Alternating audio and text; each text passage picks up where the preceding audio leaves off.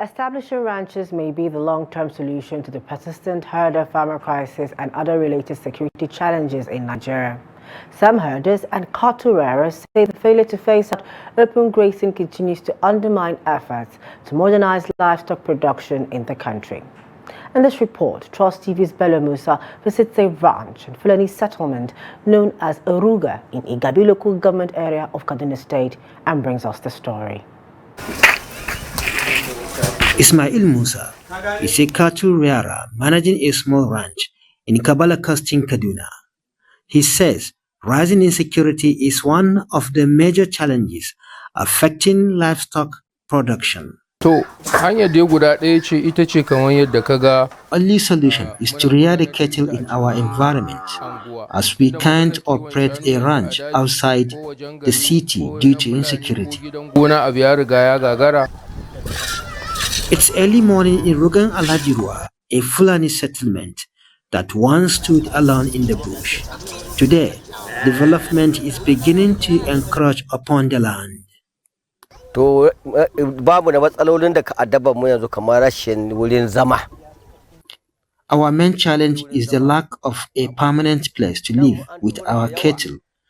We can't go back to the bush due to insecurity. Kuma in mun ce mun koma ga daji kuma ga akwai matsala. Ka gane sadda mun ka zanna nan da bakin the bush, and we have been living here with our cattle. Gradually, urban expansion has met us here. If we can get a permanent place, we can rear our animals effectively and we would have peace of mind.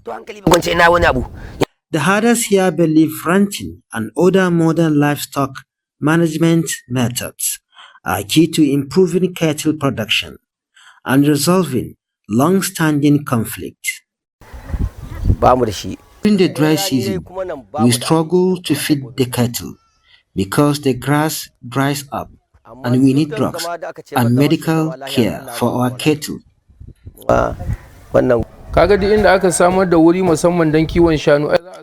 If the government provides areas for ranching, the cattle defecation is money we can preserve and sell to farmers. As the sun rises, children and youth set out with their cattle, grazing them further away as urban expansion from Kaduna City reaches their doorstep. There are about 200 children in this Fulani settlement called Ruga Alhajirwa, but none of them are enrolled in school.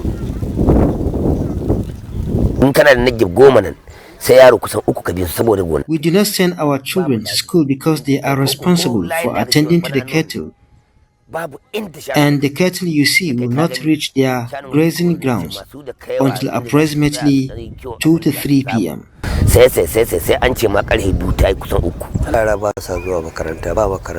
There are no schools here, and though there are nomadic schools at some places, but there are no teachers.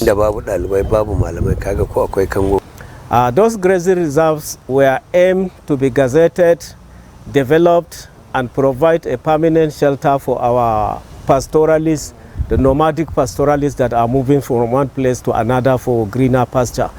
So that is the starting point. Those grazing reserves are there up to this very moment as I'm talking to you. There is an enabling law called the 1965 Grazing Reserve Law. We have to revisit those grazing reserves and start from there.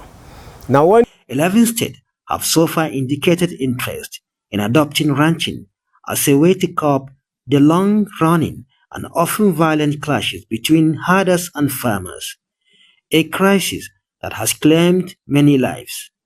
But experts say intentions are not enough as ranching requires strong policy support, infrastructure, and long-term investment. When you said you want to start ranching overnight, it is as if you are telling every farmer in Nigeria to start practicing mechanized farming overnight, that nobody should be seen holding a hoe. Is it possible? Practically impossible. How much do you need of a land to start ranching. How much do you need to provide the feeding? How much do you need to provide the actual stock? That is the animals themselves. How much do you need to improve them? That is by artificial insemination. Experts warn that without a full transition away from open grazing, the over $100 billion livestock industry, largely based in northern Nigeria, will remain at risk. At the time of filing this report, the Kaduna State Ministry of Agriculture was yet to respond to inquiries regarding the issue of ranching. Bello Musa, Trust TV News Kaduna.